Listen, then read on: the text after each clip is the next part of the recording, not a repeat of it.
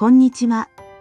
昨日の動画では無意識が本当の望みを教えてくれるサインに気づく方法についてお話ししましたね。心の中に不悪意和感やワクワク感を大切にすることで、自分がどこへ向かいたいのか、そのヒントが見えてくる、そんな内容でした。そして今日は、その望みに向かって進む前に、心の中を整えるための大切なステップ。それが、感情を感じきる力です。怒り、不安、焦り。私たちはついそれらの感情を抑えたり、見ないふりをしてしまいます。でも実は、その奥にこそ、自分の本音や大切にしている価値が眠っているのです。この動画を最後まで見ることで、イライラや不安の本当の原因がわかり、自分の感情と優しく付き合えるようになり、人との関係もスムーズになるヒントが見つかります。今日は、心理学、脳科学、そして私自身の実体験を交えて、感情と優しく向き合う方法をお届けします。要点：感情は大切なニーズのサイン。まず最初に大事なことを一つ。感情はコントロールするものではなく、気づくものを感じるものです。心理学者カール・ロジャーズは感情はニーズの表現であると言いました。怒りは理解してほしい。悲しみはもっとつながりたい。不安は安心したい。感情にはすべて何かを大切にしたいという思いが込められています。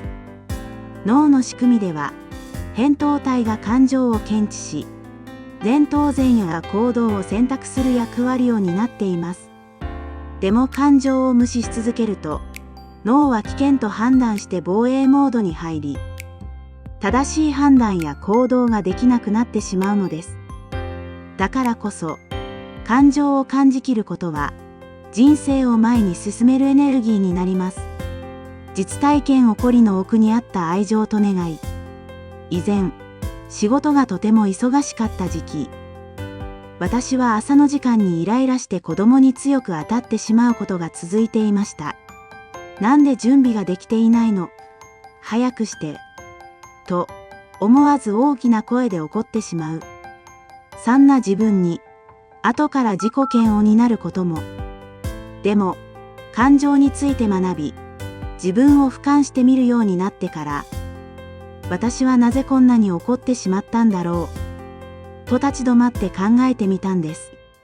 すると、表面に出ていた怒りの奥には、期待と願いがありました。子供には自分で準備ができるようになってほしい。私は早く会社に行って、早く帰って、子供と楽しく過ごしたい。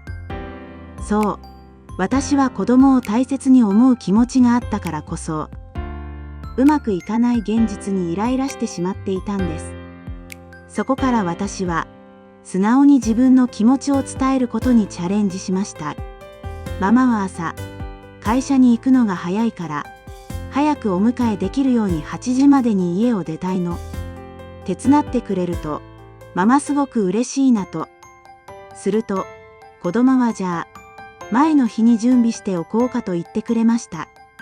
私自身も前日に準備を整えるように工夫して、朝のバタバタは少しずつ穏やかな時間に変わっていきました。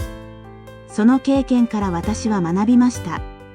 感情を感じて、言葉にして、行動に変えることで、人生は変わるということを。仕事でも同じです。忙しくて不安と感じたとき、その裏にはもっとできるようになりたいという気持ちがあると気づき、スキルアップに取り組みました。すると少しずつ自分でコントロールできることが増え、不安は自信に変わっていきました。アクションワーク：感情の奥を感じてみよう。今日は以下の3つのステップで感情と向き合う時間を持ってみましょう。今日の問い：最近強く感じた感情は、怒り、不安、寂しさなど。その感情の奥には、どんな本音や願いがあった？